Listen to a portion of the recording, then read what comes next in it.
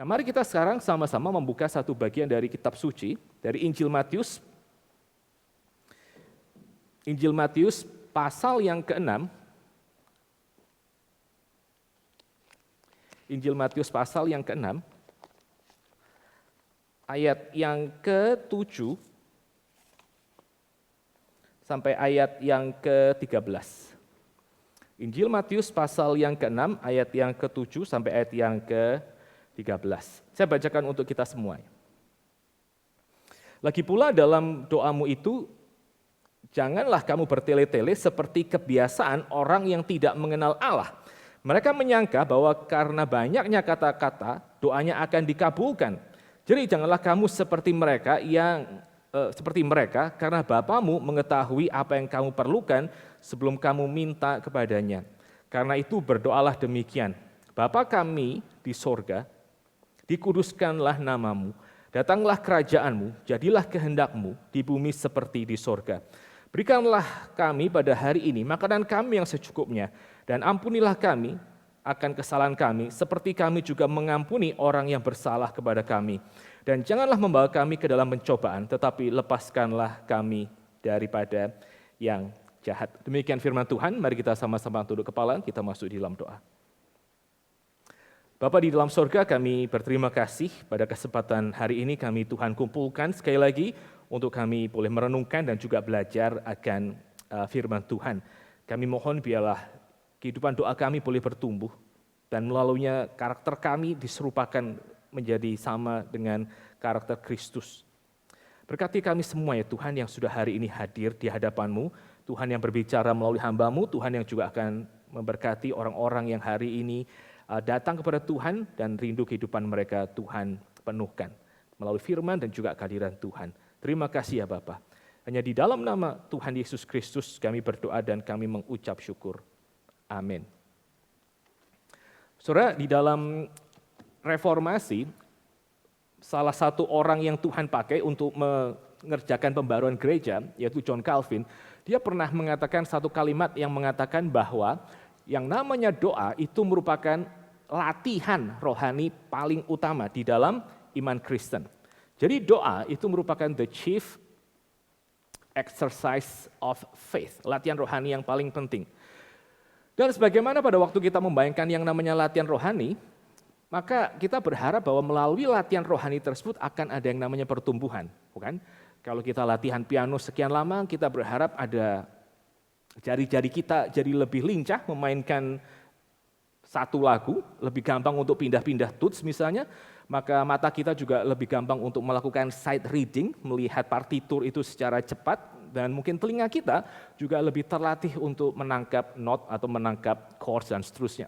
Ya. Jadi melalui latihan kita berharap akan ada pertumbuhan di dalam kehidupan kita. Demikian juga saudara, waktu kita memikirkan mengenai doa.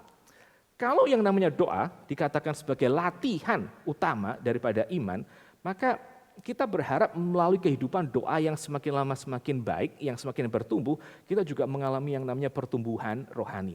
Nah, pertumbuhan rohani itu terjadi di dalam area apa saja.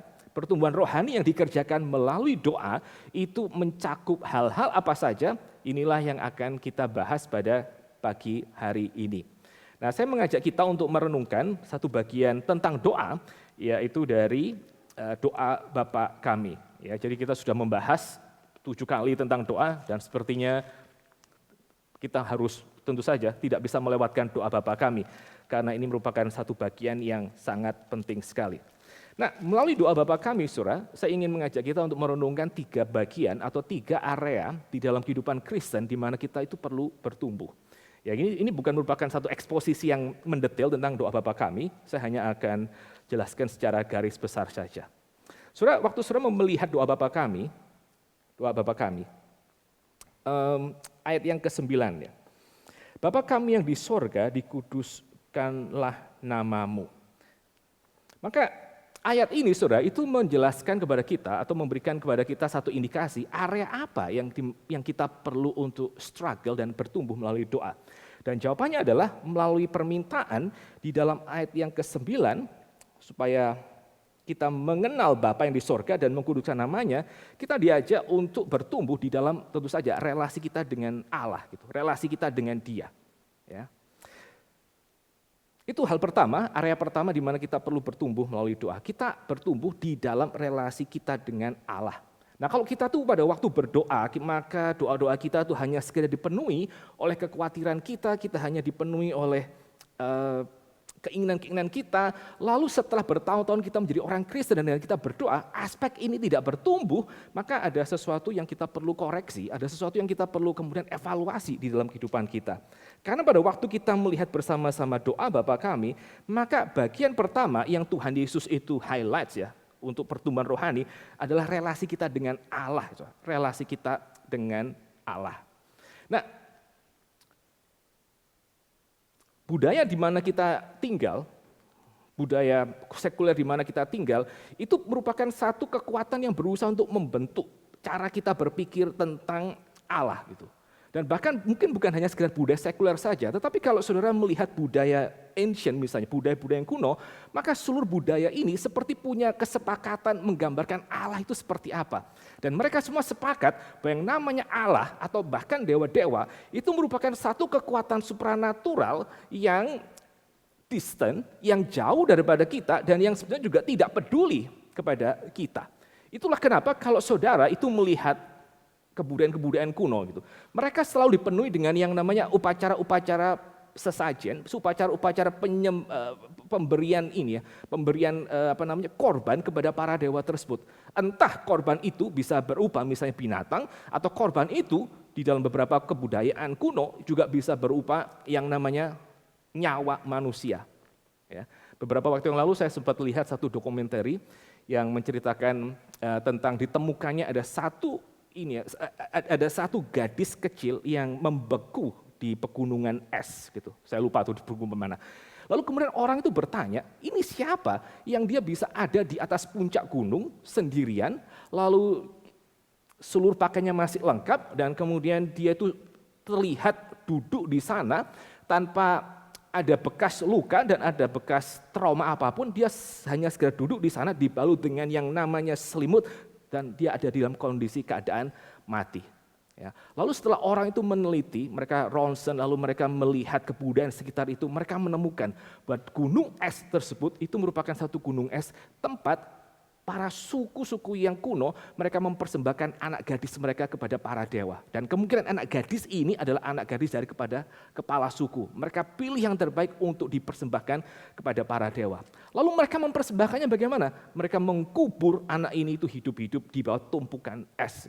Seperti itu. Dan itu merupakan satu hal yang kita dengar berulang-ulang, Bapak, Ibu, dan Saudara sekalian. Karena apa? Karena kebudayaan sudah jatuh ke dalam dosa, baik kuno maupun sekarang, itu selalu berpikir bahwa Allah itu merupakan satu entity yang punya kuasa luar biasa, tetapi dia tuh distant, dia tuh jauh dan dia tidak mempedulikan kita. Cara kita untuk menggerakkan dia, cara kita untuk akhirnya menggoncangkan dia supaya dia mendengarkan suara kita adalah melalui persembahan-persembahan yang kita itu berikan. Ya. Dan ini saudara juga merupakan satu hal yang terjadi di dalam kehidupan kita sebetulnya. Meskipun kita tuh tidak memberikan persembahan binatang, kita tidak memberikan persembahan nyawa manusia apalagi kepada Allah dan dewa-dewa yang atau ilah apapun yang orang tuh pikir dalam zaman ini, tetapi cara kita hidup itu menunjukkan bahwa kita itu sebenarnya masih menghidupi dan mengimani cara pikir yang sama gitu. Ya. Contohnya apa? Contohnya saudara, pada waktu satu tragedi itu ada terjadi dalam kehidupan kita. Pada waktu kehidupan kita tuh terasa mentok gitu, terasa mentok.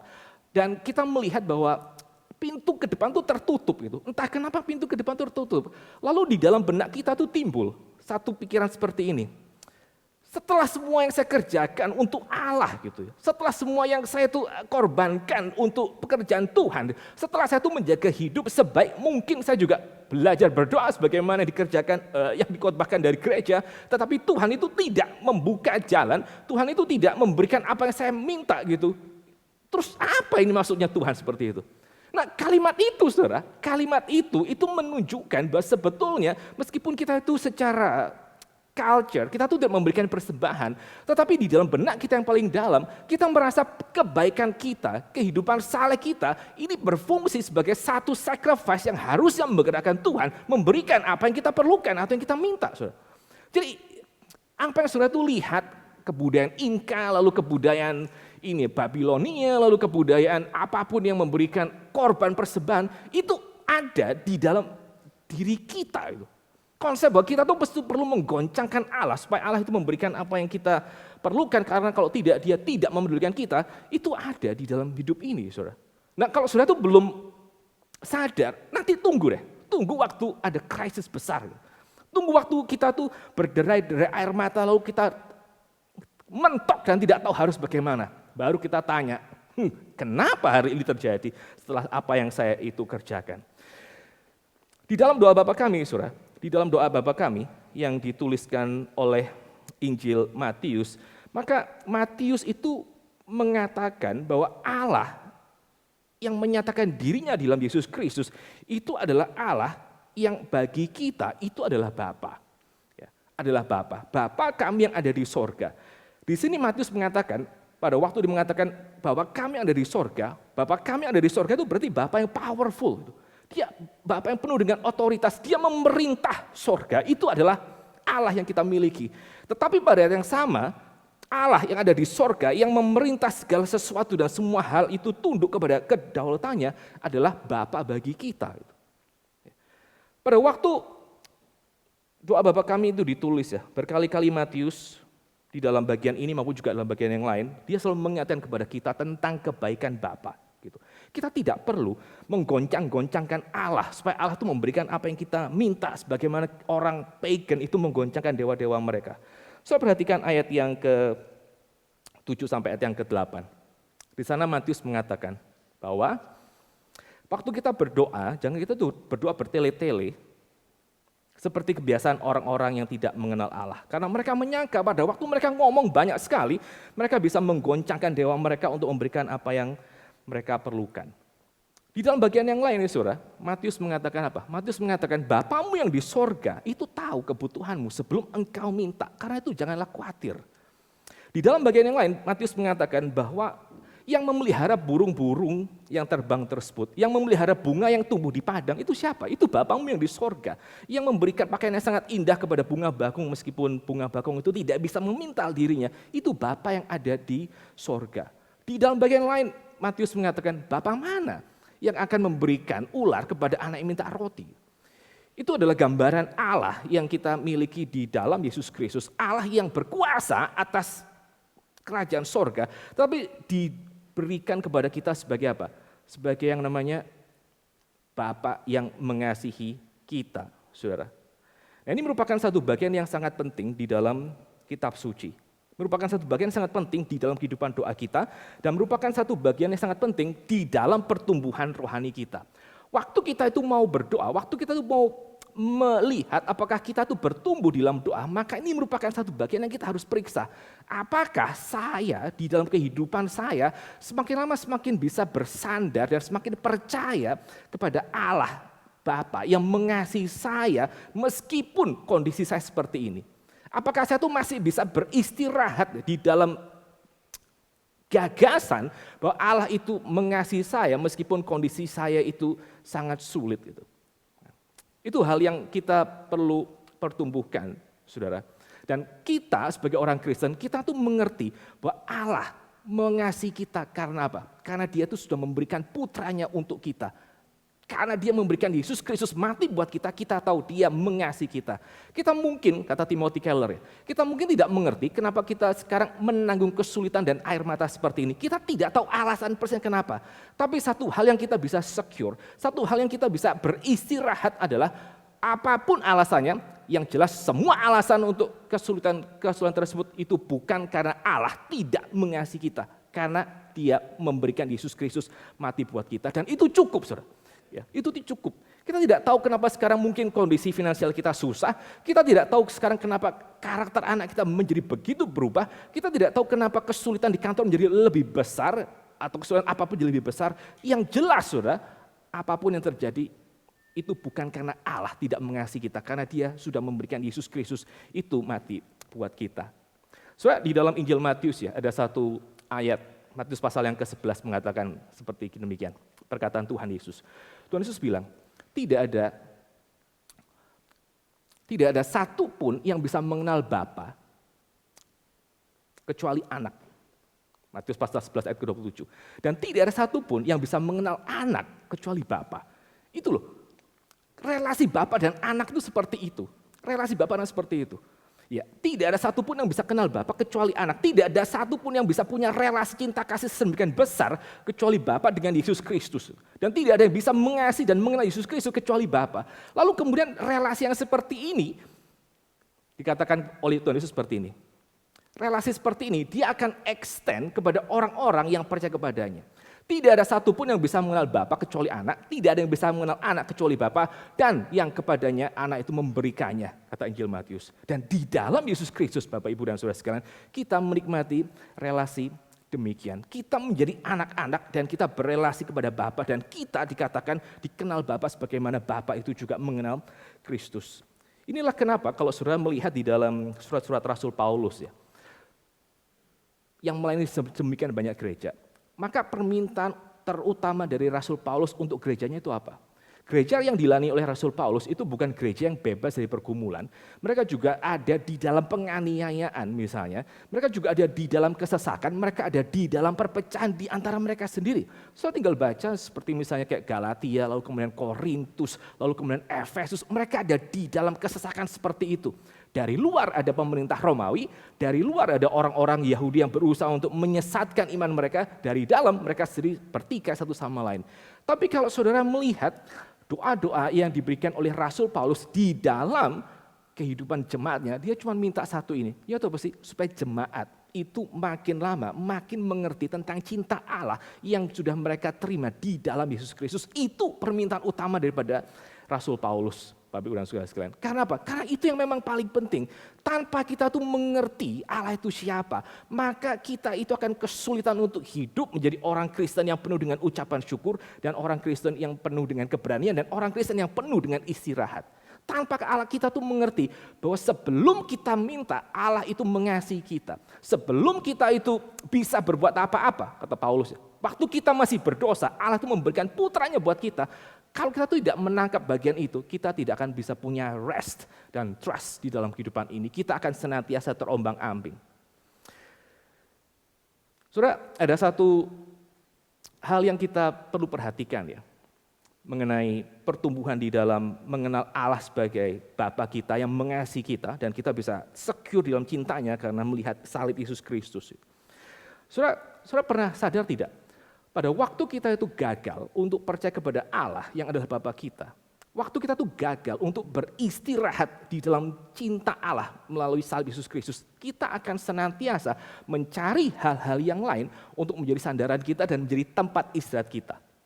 Ya, jadi kalau saya membaca surat-surat di dalam Perjanjian Baru, karena mereka tuh tidak ngerti Injil, karena mereka tuh tidak bisa rest di dalam salib Yesus Kristus, mereka mesti bersandar kepada Torah gitu. Mereka sekali lagi kembali kepada sunat dan mereka mengerjakan hal-hal yang lain sehingga Rasul Paulus itu betul-betul frustrasi, seperti misalnya kayak di dalam surat Galatia. Orang-orang Galatia yang bodoh, tidakkah engkau tahu bahwa Yesus Kristus itu yang tersalib sudah digambarkan dengan jelas di hadapanmu? Karena apa? Karena mereka nggak ngerti. Karena mereka tidak bisa rest dalam Injil, mereka mencari sandaran yang lain.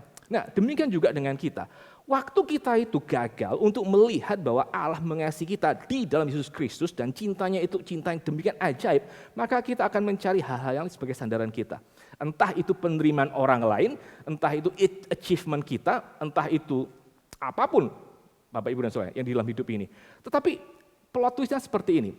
Pada waktu kita itu menjadikan hal yang lain sebagai sandaran kita. Pada waktu kita punya idol di dalam hal-hal yang lain, maka saudara perhatikan, yang mengatur hidup kita itu apa? Itu bukan hanya sekedar idol tersebut, tetapi juga sekaligus adalah sisi gelap yang dimiliki oleh idol itu. Itu yang akan mengatur hidup kita. Saya ambil contoh misalnya, ya. Saya ambil contoh. Waktu kita itu, saudara, mengidolakan ya. Waktu kita tuh mengilahkan penerimaan orang lain.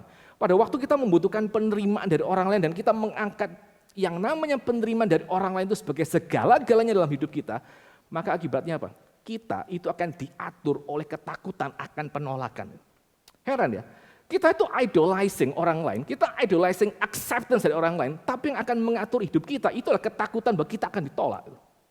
Yang lain misalnya, waktu kita itu mengidolakan tentang achievement ya. Saya ini adalah something, kalau saya itu bisa achieve sesuatu. Saya ini adalah seseorang, kalau di dalam usia saya bisa punya tabungan sekian digit di dalam account saya.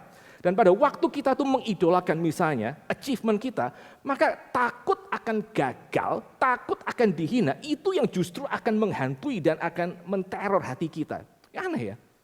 Saudara tuh mengidolakan apa yang akan mengatur hidup saudara, itu sisi sebaliknya dari idol saudara tersebut.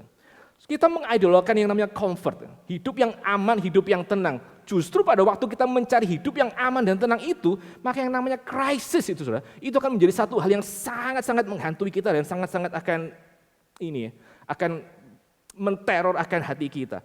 Kita mengidolakan yang namanya physical beauty. Nanti coba lihat, waktu orang itu sangat-sangat mencari physical beauty misalnya, lewat operasi plastik, lalu dengan apapun, hidup sehat, atau misalnya apalagi, exercise dan segala macam. Nanti pada waktu dia mendekati usia-usia di mana dia menyadari, wah saya sudah mulai aging ini. Maka yang namanya ketakutan, uban, kerutan wajah, itu merupakan satu hal yang menteror dia gitu saudara. Jadi saya perhatikan ya, waktu saudara itu memilih satu idol, saudara tidak akan dapat itu hidup yang limpah dari idol tersebut. Saudara pilih apapun dalam hidup saudara, maka saudara akan melihat ada satu ketakutan yang akan dibangun melalui idol itu. Karena apa? Karena idol itu meminta supaya saudara itu sacrifice something. Nah saudara bandingkan ya, waktu kita itu mengerti bahwa Allah yang sejati itu memberikan dirinya sebagai Bapa di dalam Yesus Kristus itu. Maka saudara takut apa? Saudara takut apa? Saudara takut saudara akan kehilangan cintanya. Saudara takut saudara akan kehilangan dirinya sebagai Bapa. Saudara takut keselamatan saudara hilang. Saudara takut apa misalnya? This is the beauty of Reformed theology sebetulnya. Alkitab itu mengatakan bahwa semua domba-dombaku akan mendengarkan suaraku, kata Yesus Kristus. Dan aku memberikan nyawaku untuk mereka. Dan mereka tidak akan satupun yang akan hilang, tapi aku akan membangkitkan mereka di akhir zaman. Karena mereka semua aman di dalam tanganku dan mereka semua aman di dalam tangan Bapa karena aku dan Bapa adalah satu. Kata Yohanes pasal yang ke-10. Saudara, waktu saudara sekali lagi ya, melihat kehidupan kita, tanpa kita itu punya pengertian yang benar tentang Injil, tanpa kita itu mengerti apa yang Allah itu sudah kerjakan bagi kita di dalam Yesus Kristus, kita tidak akan bisa punya yang namanya istirahat. Kita akan selalu diatur oleh sisi gelap dari setiap idol yang kemudian kita miliki. Satu-satunya hal yang kita bisa pegang, yang bisa akhirnya menyelamatkan kita dan memberikan kepada kita hidup yang limpah adalah Allah yang bukan menerima sacrifice daripada kita, tapi Allah yang justru menyediakan sacrifice itu supaya kita boleh selama-lamanya aman di dalam hadiratnya. Dan itu saudara, tidak ada sisi gelap yang akan kita tanggung. Seumur hidup kita akan aman di dalam tangan Allah Bapa. Itu hal yang pertama ya, Bapa kami yang di sorga, dikuduskanlah namamu. Melalui doa bagian ini saudara, kita minta supaya Allah Bapa itu, nama Allah Bapa, yaitu karakter Allah Bapa, itu semakin lama semakin jelas dan semakin nyata di dalam kehidupan kita. Itu bagian yang pertama ya, area yang dimana kita harus bertumbuh, mengenal Allah sebagai Bapa kita melalui Yesus Kristus. Lalu hal yang kedua yang kita juga harus bergumul untuk bertumbuh di dalam doa adalah, saudara lihat ayat yang ke-10 ya, kita diajak untuk mengenal akan dunia kita yang sudah rusak ini, saudara. Ya, relasi kita dengan dunia sekitar kita di mana Allah menempatkan kita itu juga harus bertumbuh. Datanglah kerajaanmu, jadilah kehendakmu di bumi seperti di sorga. Saudara, kalau sudah membaca Injil Matius, maka salah satu istilah yang sangat-sangat mencolok adalah istilah kerajaan sorga. Berkali-kali Matius menggunakan istilah kerajaan sorga. Lalu orang itu berpikir bahwa ya ini jangan-jangan merupakan satu cara supaya di dalam Injil orang itu tidak langsung menyebut yang namanya kerajaan Allah, karena buat orang-orang Yahudi itu adalah satu hal yang sungkan untuk dikatakan. Tapi saudara, kalau saudara itu mengerti bahasa Ibrani, maka sebenarnya di dalam perjanjian lama, orang-orang itu tidak kesulitan loh untuk menyebut Allah. Kalau saudara lihat Alkitab bahasa Ibrani, mereka berkali-kali menggunakan kata Elohim. Jadi sebenarnya mereka itu tidak masalah menggunakan kata Allah di dalam kitab suci mereka. Sehingga akhirnya ada orang yang mereka mentafsirkan alasan kenapa Matius menggunakan istilah kerajaan sorga atau the kingdom of heaven adalah untuk mengkontraskan antara kehendak Allah yang di sorga dengan kerajaan di dalam dunia. Antara heaven and earth itu yang mau dikontraskan oleh Matius. Ya. Matius ingin menggarisbawahi bahwa kehendak Allah yang di sorga itu demikian berbeda dengan apa yang terjadi di dalam bumi ini, di dalam dunia ini. Dan kalau saudara melihat Bapak Ibu dan yang dikasih Tuhan, waktu Injil Matius dimulai, pasal yang pertama, saudara lihat apa dalam pasal pertama? Saudara lihat tentang silsilah Israel. Saudara lihat istilah Israel dalam Matius pasal pertama. Dan Matius menuliskan, dari Abraham sampai Daud itu sekian generasi. Lalu dari Daud sampai pembuangan itu sekian generasi. Dan dari pembuangan sampai Kristus itu 14 generasi. Dan itu menunjukkan apa? Menunjukkan bahwa pada waktu Injil ini ditulis, saudara, yang namanya bumi ini, yang namanya kerajaan Allah itu belum hadir.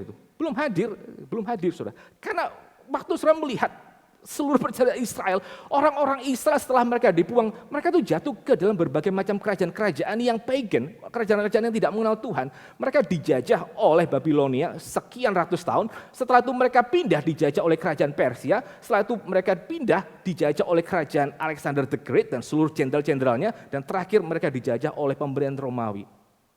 Mana kerajaan Allah itu? Mana yang namanya kerajaan sorga? Buat orang-orang Yahudi yang namanya kerajaan sorga itu belum hadir. Karena mereka masih melihat penjajah itu ada di mana-mana. Itu yang realitanya di bumi ini. Makanya orang-orang di dalam zaman itu mereka mengharapkan supaya kerajaan sorga itu datang. Karena apa? Karena ada gap antara apa yang terjadi di sorga dengan apa yang mereka lihat di bumi. Antara kehendak Allah di sorga dengan realitas hari di bumi. Mereka mengharapkan supaya yang namanya gap antara sorga dan bumi itu akhirnya tertutup, saudara. Sama seperti yang mereka baca di dalam kitab Kejadian. Allah itu berjalan di Taman Eden. Dan kalau saya membaca Injil Matius, saudara baca Injil Matius, maka gapnya ditutup di mana?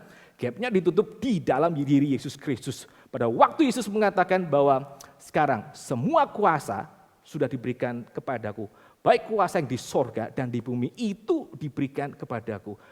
Gap antara kehendak Allah yang di sorga dan kehendak Allah yang di bumi itu ditutup di dalam diri Yesus Kristus. Dia meeting point antara sorga dan bumi. Dia meeting point antara kerajaan Allah dan juga kerajaan dunia yang mengkacaukan seluruh umat Tuhan di dalam dunia ini. Dan itu saudara yang Alkitab itu katakan harus senantiasa didoakan. Ya. Datanglah kerajaanmu, jadilah kehendakmu di bumi seperti di sorga. Maksudnya apa? Maksudnya kita tuh diajak untuk kita punya mata yang terbuka, untuk melihat bahwa dunia di mana kita tinggal itu adalah dunia yang kacau, adalah dunia di mana kehendak Allah itu belum terjadi, adalah dunia yang sudah jatuh dari apa yang Allah itu akhirnya kehendaki di dalam sorga. Ini yang kita harus bertumbuh di dalamnya. Nah pada waktu kita, saudara, pada waktu kita itu bertumbuh dalam aspek yang pertama. Waktu kita tuh mengenal siapakah Allah di dalam Yesus Kristus. Pada waktu kita bertumbuh mengasihi Allah melalui kehidupan doa kita, melalui studi akan firman Tuhan, kita semakin lama semakin sadar bahwa apa yang Allah rencanakan itu belum sepenuhnya terjadi dalam dunia. Bahkan dunia ini dipenuhi pemberontakan kepada diri Allah sendiri. Saya beberapa kali ini kalau lihat berita di internet, itu muncul beberapa kali berita tentang orang-orang Kristen yang dianiaya. Orang membicarakan peperangan secara garis besar di Middle East antara Israel masih perang nggak sih? Masih perang lah. Israel lalu Amerika dan juga Iran dan seterusnya. Tapi saudara di dalam saat-saat sekarang ini saudara ada begitu banyak orang Kristen itu yang dianiaya. Orang-orang Kristen di Nigeria hari ini, orang-orang Kristen di Yaman, orang-orang Kristen di Syria, itu mereka sedang dibunuh dan kemudian sedang dianiaya. Banyak sekali rumah-rumah mereka sedang dihancurkan dan anggota keluarga mereka itu dibunuh. Satu kali ada satu orang pendeta, di Afrika, satu negara di Afrika, yang dia itu selesai berdebat dengan satu orang imam di dalam satu perdebatan terbuka tentang kekristenan dan juga Islam gitu ya. Lalu akhirnya setelah mereka berdebat sekian lama, selama beberapa jam di dalam satu forum tersebut, lalu ternyata ada 2 orang Muslim yang akhirnya percaya kepada Yesus Kristus melalui perdebatan di dalam forum tersebut, melalui diskusi dalam forum tersebut. Nah, imam itu sangat marah sekali mengetahui bahwa ada orang-orang yang akhirnya justru terpercaya dan tertarik kepada si pendeta ini. Setelah pulang dari forum tersebut, pendeta itu naik sepeda motor, dibonceng oleh temannya, malam-malam pulang, mereka dihadang oleh serombongan orang. Dan pada waktu mereka dihadang, temannya ini lari, dan pendeta ini tidak pernah kembali. Lalu kemudian polisi dihubungi, dan polisi waktu dihubungi mereka tidak langsung mencari siapakah pelakunya. Mereka biarin seperti itu. Ini terjadi berkali-kali, saudara. Terjadi berkali-kali. Saudara tinggal lihat apa yang terjadi di negara-negara tersebut, dan saudara mengerti tentang kesulitan orang-orang yang mereka harus tanggung sebagai orang-orang Kristen. Di bagian yang lain, kita juga misalnya terus-menerus mendengarkan peperangan semakin lama semakin banyak dan seperti akan terus makin lama makin menyebar. Saudara, kita melihat di dalam negara kita juga kekristenan semakin lama semakin dipinggirkan dan Injil itu semakin lama semakin dicemooh. Gitu. Orang lain juga sedang menanggung kesulitan mereka masing-masing. Pada waktu saudara melihat situasi seperti ini, saudara, maka kita sekali lagi ya diingatkan bahwa kita itu harus menjadi orang-orang Kristen yang kita berbagian di dalamnya. Kita melihat bahwa kerajaan Allah itu belum sungguh-sungguh terwujud, saudara. Dan makanya kita harus bertumbuh menjadi orang Kristen yang meminta supaya kerajaan Allah itu jadi. Kepekaan kita akan apa yang terjadi hari ini, berapa jauhnya dari kerajaan Allah, itu merupakan satu hal yang kita mesti bertumbuh sebagai orang Kristen. Saudara, di hari Jumat ya, kita sedang membahas tentang ucapan bahagia. Jumat kemarin kita merenungkan satu ucapan bahagia yang kedua. Berbahagialah orang yang meratap, berbahagialah orang yang berduka cita karena mereka akan dihibur. Ini aneh sekali ya. Orang yang berduka cita, orang yang mourning, gitu, orang yang meratap justru adalah orang yang akan menerima yang namanya penghiburan. Ini adalah model kehidupan Kristen. Orang Kristen itu tidak dipanggil tentu saja untuk menjadi orang Kristen yang sedih, menjadi orang Kristen yang depresif, menjadi orang Kristen yang tidak ada sukacita, karena itu merupakan satu kesaksian yang sangat buruk untuk Injil. Kalau kita menjadi orang Kristen yang senantiasa depresif, senantiasa hopeless, saudara, maka itu berarti apa? Berarti kita nggak ngerti itu pengharapan apa yang kita miliki dalam Kristus itu. Ini iman macam apa yang tidak memberikan penghiburan, yang tidak memberikan kekuatan, tapi justru membuat orang semakin lama semakin kehilangan hasrat untuk hidup, itu buruk sekali itu. Orang Kristen itu tidak dipanggil menjadi orang Kristen yang depresif, yang penuh dengan kesedihan. Tetapi di sisi yang lain, orang Kristen itu juga tidak dipanggil untuk menjadi orang Kristen yang hedonistik. Gitu. Orang Kristen yang mengingkari bahwa hidup mereka di dalam kesulitan. Orang Kristen yang mengingkari bahwa segala sesuatu yang terjadi di luar sana itu bukan urusan saya. Orang Kristen yang kelihatannya happy, tapi happy-nya itu betul-betul happy yang sangat-sangat selfish dan happy yang menyangkal diri. Itu. Dua-duanya ini, saudara, dua-dua ini. Orang Kristen yang sad, orang Kristen yang depresif, dan orang Kristen yang hedonistik, itu merupakan kesaksian yang buruk dari Injil. Dan dua-duanya ini itu merupakan satu ekspresi dari apa? Dari kehidupan yang sama sekali tidak mengenal Allah yang di sorga itu, Allah yang adalah Bapa kita. Karena kalau semakin orang mengenal Injil, maka kita akan semakin dibukakan bahwa rencana Allah itu bukan untuk diri kita seorang, tapi untuk seluruh isi dunia. Itu merupakan rencana Allah. Sehingga pada waktu kita menjadi orang Kristen dan kita belajar untuk berduka, maksudnya apa? Kita belajar untuk mendoakan hal-hal yang terjadi dalam dunia ini. Ada gereja dianiaya, kita ikut mendoakan, kita berduka dan kita mendoakan.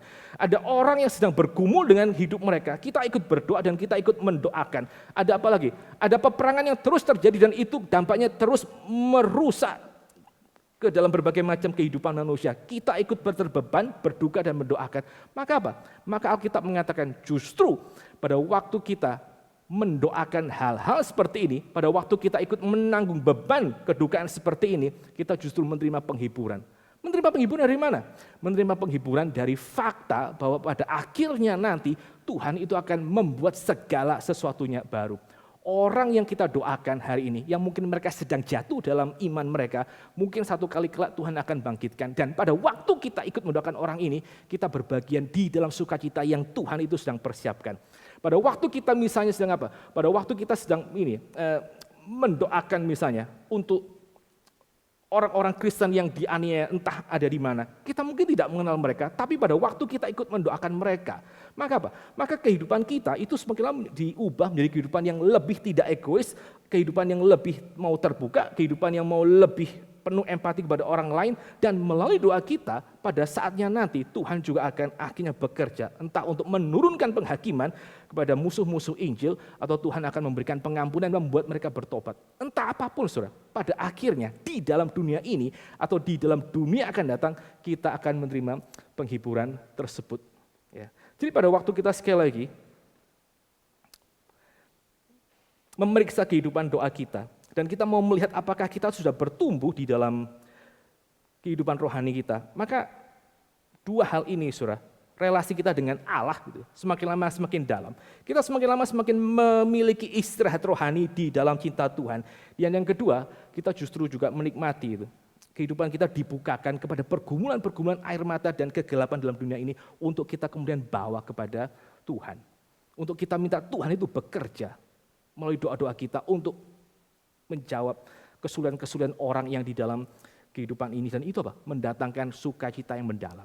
Pada waktu kita itu berdoa, intercessory prayers, supaya Tuhan itu bekerja. Kita ngapain? Kita itu sedang memberikan kehidupan kita untuk menjadi kayak semacam alat Tuhan, mendatangkan dan mewujudkan kerajaannya di dalam dunia ini. Dan pada waktu kita melihat kita itu dipakai, ya, maka ada damai sejahtera dan juga sukacita yang Tuhan itu berikan. Karena kalau tidak, saudara, maka seluruh doa kita itu akan menjadi doa yang sifatnya hanya melayani akan kerajaan kita sendiri.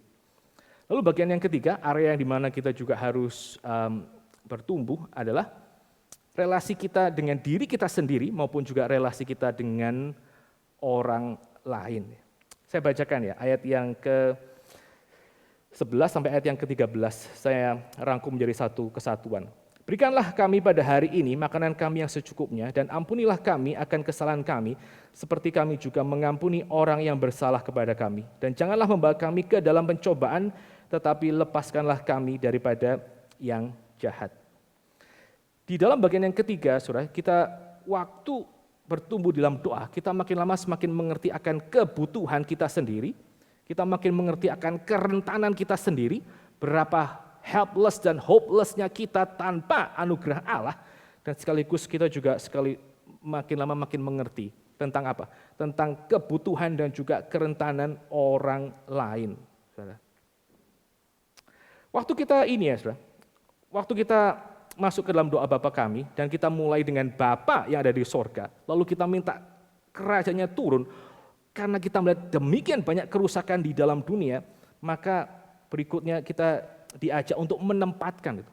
Permintaan kita akan kebutuhan-kebutuhan tersebut di dalam kerangka kerajaan Allah. Gitu. Waktu kita minta supaya Tuhan memenuhi kebutuhan kita di dalam kerangka kerajaan Allah, maksudnya apa? Kita meminta hal-hal yang kita perlukan untuk hidup, itu dengan satu kesadaran pada waktu kita nanti itu terima, ini semua merupakan pemberian Tuhan. Itu yang namanya meminta di dalam kerangka kerajaan Allah. Tanpa kita itu memiliki, saudara, kerangka bahwa Allah Bapa itu mengasihi kita dan Dia lebih dahulu tahu akan kebutuhan kita. Pada waktu kita menerima pemberian-pemberian hal baik, pada waktu kita menikmati hal-hal indah dalam kehidupan ini, itu bisa menjadi satu idol yang baru. Itu bisa menjadi satu apa? Menjadi satu Tuhan yang baru atas hati kita.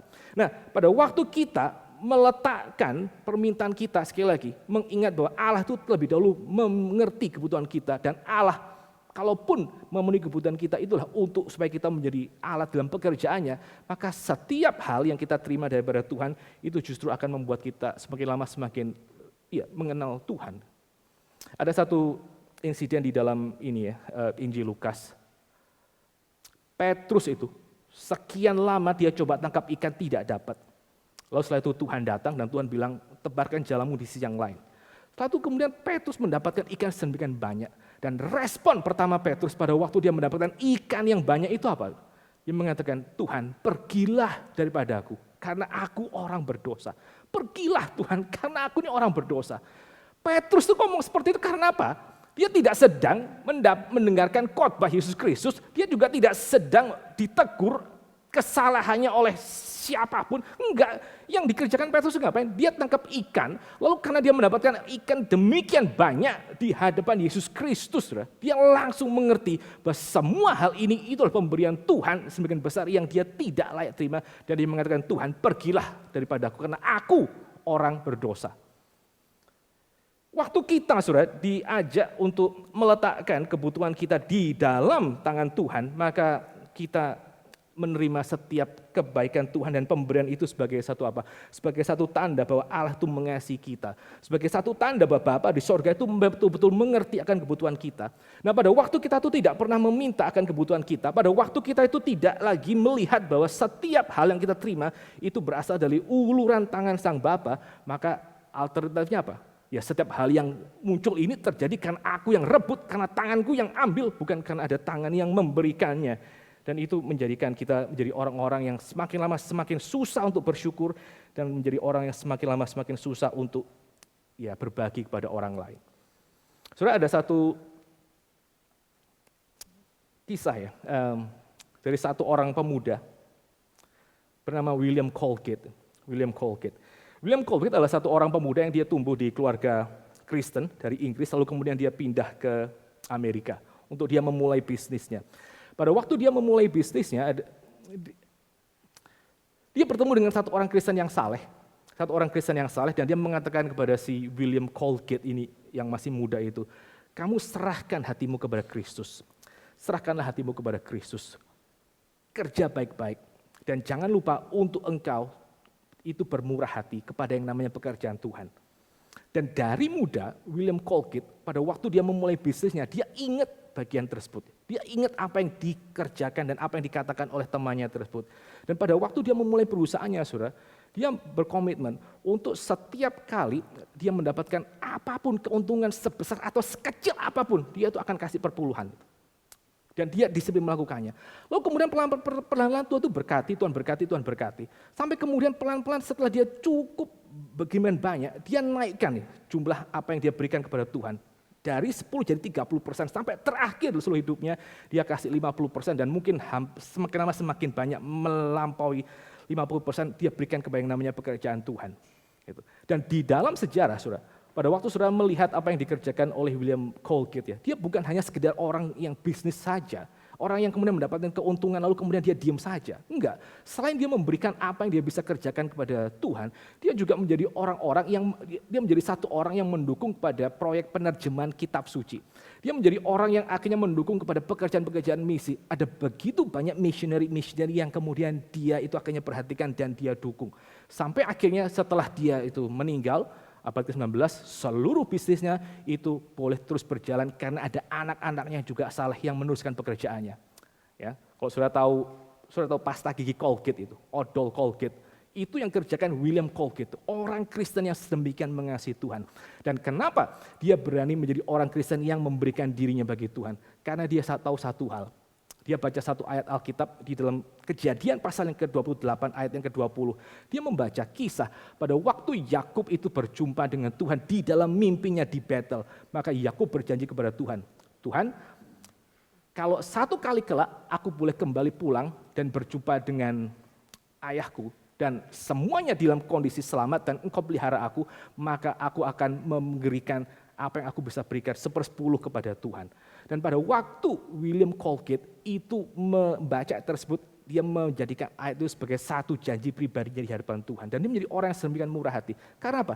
Karena satu bagian ini, saudara. Karena dia menyadari bahwa apa yang dia terima itu berasal dari Tuhan. Semakin dia menerima, semakin dia melihat yang namanya tangan Tuhan. Nah, kita bertumbuh makin mengenal diri kita sendiri, kita bertumbuh makin melihat bahwa saya itu tidak bisa memenuhi diri saya sendiri tanpa pemberian Tuhan, dan sekaligus pada waktu kita mendoakan bagian ini, kita juga mengingat bahwa orang lain pun di mereka juga adalah orang-orang yang bergumul dengan hal yang sama. Sehingga pada waktu orang lain bergumul sama seperti kita, dan kita menerima bagian yang Tuhan sudah percayakan, maka pertanyaannya adalah apakah akhirnya kita juga bisa menjadi alat Tuhan untuk kehidupan orang tersebut. Martin Luther satu kali dia mengatakan, waktu kita minta, Tuhan berikanlah kepada kami hari ini roti kami, maka jangan lupa cara Tuhan memberikan roti itu bagaimana. Luther mengatakan Tuhan itu memberikan roti untuk setiap kita yang minta. Melalui apa sih? Melalui orang-orang para petani yang mereka menanam gandum, melalui orang-orang yang memetik gandum itu lalu kemudian mengolahnya menjadi tepung, melalui apa lagi? Melalui orang-orang yang mendistribusikan tepung tersebut kepada banyak orang sampai akhirnya kepada yang namanya toko roti.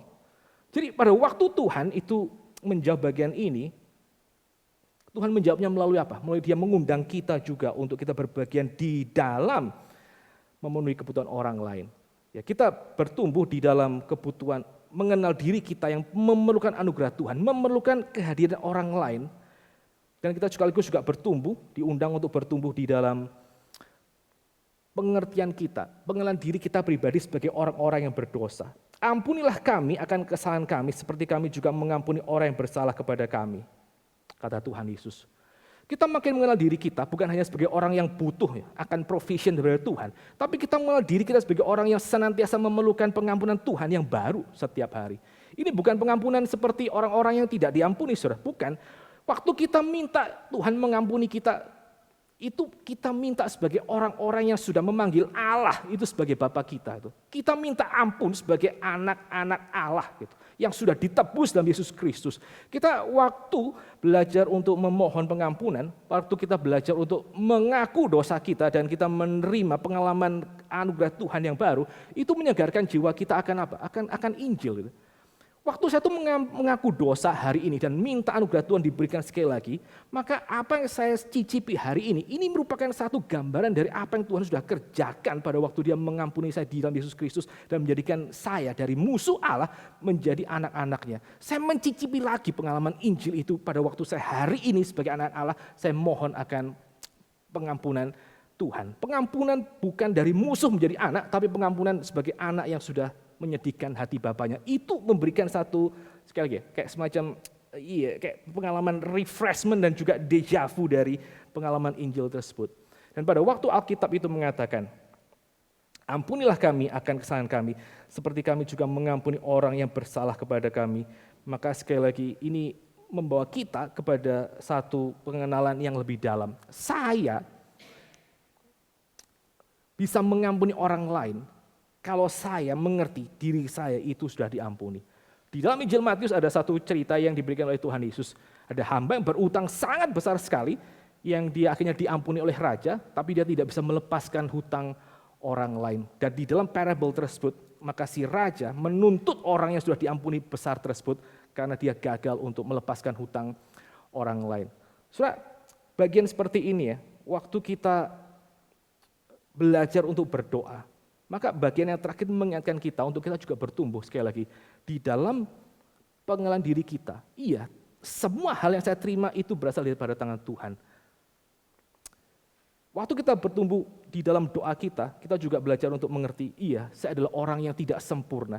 Saya adalah orang yang senantiasa memerlukan anugerah Tuhan, pengampunan Tuhan yang baru setiap hari. Dan itu merupakan satu hal yang saya juga harus extend kepada orang lain. Saudara, waktu kita bertumbuh dalam doa, maka 3 hal ini yang harusnya terjadi dalam kehidupan kita. Kita semakin lama semakin confident, semakin berakar di dalam cinta Allah dalam Yesus Kristus dan melihat Allah itu sebagai Bapa kita. Yang kedua, kita menjadi orang-orang yang juga semakin lama Tuhan bukakan untuk melihat pergumulan dan air mata dan kesesakan dalam dunia ini. Kita mourning gitu, kita berduka cita dan kita meratap kepada Tuhan karena kita percaya bahwa ini bukan kehendak Tuhan dan Allah itu berkuasa untuk membereskan semua hal ini. Itulah kenapa kita mourning. Dan pada waktu kita menyerahkan ini semua dalam tangan Tuhan, maka entah dalam dunia ini atau dunia akan datang, kita akan menerima jawabannya. Kita akan menerima yang namanya penghiburannya. Dan yang ketiga, sekali lagi, di dalam doa kita bukan hanya bertumbuh untuk mengenal Allah, bukan hanya bertumbuh untuk melihat dan dibukakan akan pergumulan orang lain, tapi kita juga dibawa untuk kita mengenal akan diri kita sendiri dan diajak untuk menjadi jawaban akan doa-doa kita. Bila kiranya hal-hal yang kita bisa bicarakan pada pagi ini boleh menjadi berkat bagi kita sekalian. Sekali lagi Bapak, Ibu, dan Saudara yang dikasihi Tuhan, kalau doa itu adalah the chief exercise of faith. Kalau doa itu adalah latihan rohani yang paling utama, maka kita berharap melalui kehidupan doa kita semakin lama semakin diubahkan dan semakin serupa dengan gambaran Yesus Kristus. Mari kita sama-sama tunduk kepala, kita masuk dalam doa. Bapa dalam surga, kami lagi bersyukur untuk hari ini. Tuhan sudah berbicara kepada kami dan kiranya Tuhan yang menolong untuk kami semua boleh bertumbuh ya Tuhan. Kami berdoa kiranya Tuhan yang memberkati kami supaya ketika kami mendekati akan doa, kami tidak menjadikannya hanya sebagai satu aktivitas religius saja Tuhan. Tapi kami rindu melalui kehidupan doa kami, banyak aspek dalam diri ini yang Tuhan boleh ubahkan dan Tuhan juga boleh transformasi. Kami rindu kehidupan kami menjadi kehidupan yang jauh lebih confident dan juga jauh lebih berakar di dalam Injil. Melihat Allah sebagai Allah yang mengasihi kami, yang sudah memberikan putranya bagi kami. Dan kami rindu melihat diri kami menjadi alat-alat Tuhan untuk menolong dunia yang sudah semakin jatuh dalam dosa ini kembali kepada Tuhan melalui pertolongan dan anugerah Tuhan yang Tuhan berikan kepada kami.